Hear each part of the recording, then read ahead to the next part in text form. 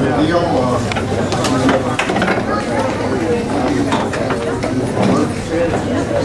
I'd like to say that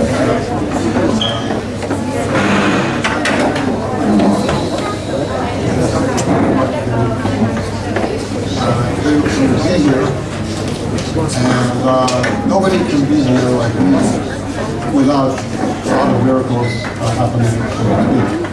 I'm very grateful for and I was actually inspired by the first song that you sang about the Menachem Yisroel Lindner reminds me that I didn't intend to do it. It reminds me that I'm very compelled to do a little bit, keep it away myself. My mom, Menachem Yisroel, if you ask your Rebbe what Menachem Yisroel means, it means that when it's dark all over the world, when things are tough, and the Jews are being harassed by all the countries of the world, by all the goyim, that's called Balelos. And that's the time to have the moon. And I remember how my mom, this is the great-grandmother of the that when people were dying by the tens of thousands, and so our number diminishing, Mom told me that I should have Muna, that we will survive because we have great leaders, great teachers, our mothers and fathers, generations back, and therefore, because it's going to help us. And she had really great Muna in it. She observed Pesach when there was no food to eat. And when the baby was born, a baby boy was born in the camp, when everybody said there's no need to do like this, she made sure that his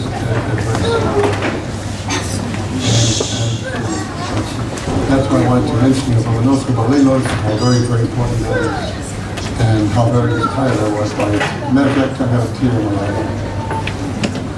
I want to say that this morning, if somebody surprises shul that they don't say Tachnun, why don't they say Tachnun today? They will tell you the Gemara says that there are 6 reasons why Shvat is considered to be a very great holiday by the Jews, and used to be the biggest center that the Jews have had in the old days. And our mitzva, Menachem Yisroel, he was born today, and had a powerful custom to be born on a Jewish holiday. And today he also becomes bar mitzvah at the same time. And that, gives him not only the privilege of being a member of Am Kodesh, people of Israel, but also the responsibilities. And even though you may have thought from the speech that all it is that the boy puts on tefillin, and that's the difference between a boy who's not bar mitzvah and is bar mitzvah. Not the only difference. The difference really is that he now has to observe Kol HaTorah Kula. That means that his mother tells him, Menachem, I don't have enough wood to heat out this big oven to make college for Shabbos. He would put on his gargle and take the tools, go out to the forest, chop down a few trees, wood, and then put it on the horse and bring it back and say, here, Mom, I brought you the wood so you can make challah. Is there anything else I can do for you? So that's basically what the response will be if your mom said, I need wood, I need to go out to the forest and get it. And so from now on, there are very few excuses that this boy can have for saying no to his mom. Actually, no is the last word used. It's not a good word. You could say it like this: if you really don't want to do what your mom says, I'll give you some hints. What you do is you say, well, I'm in the middle of a very difficult Masechta, and I just can't leave it. And the mitzvah put on a mitzvah. I'm in the middle of learning, very, very strong. I can't do it. So that's the only exception, but you really have to be sincere about that. So then there's all other mitzvahs that you have to observe. And I want to say that don't think that much of the week is not into the bar mitzvah too. Because the parsha is very much with the bar mitzvah. It says here, as we see today too, that sometimes not everybody among the Jewish people is observant. Not everybody observes the Torah. Some people don't. So Hakadosh Baruch Hu still considers the whole the Jewish people as being holy. And because of the tzaddikim of the generation, Hakadosh Baruch Hu saved the whole Jewish people. That's why, for example, in the Hoyom Shemor, which is here, it says in Hoyom Shemor that sometimes the Jews do well. They get lots of blessings from Hakadosh Baruch Hu. When they don't do well, then there's some hardships coming down. But it also says what is the reward? What is it that can be done to help? And the answer is Kolam Tefillin is something that helps the whole Jewish people to maintain the land. It says Hoyom Shemoya.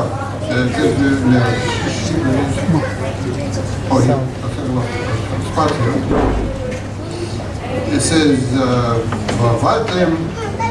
then it says, sometimes it's very eid al levavchem u'nafshechem u'kshaytem oisem lios al yadchem. So you kind of see here for the Jewish people becoming that the grace of the Baruch Hu is to put on the tefillin.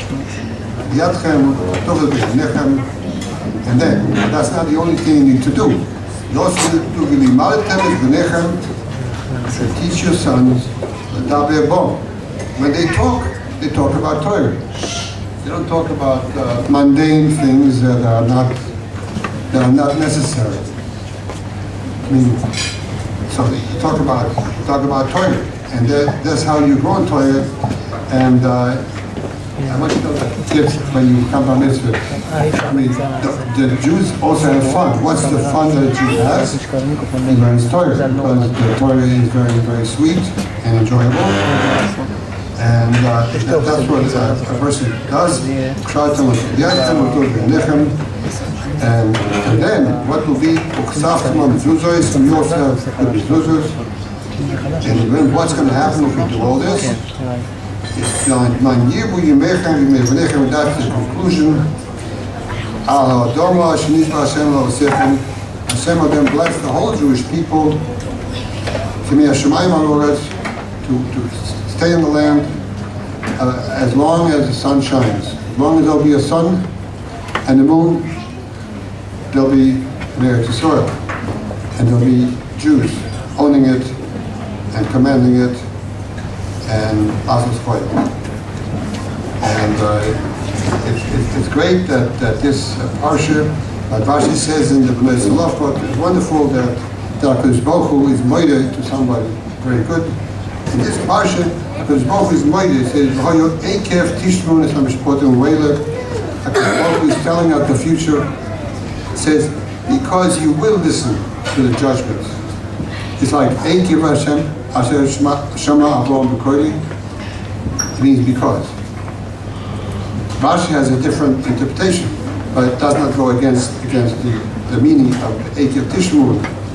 It means that, because Baruch says, the Eikev Tishmur, because I know that you will indeed, the Jewish people will listen to the judgment of the Baruch Hu and to his Torah.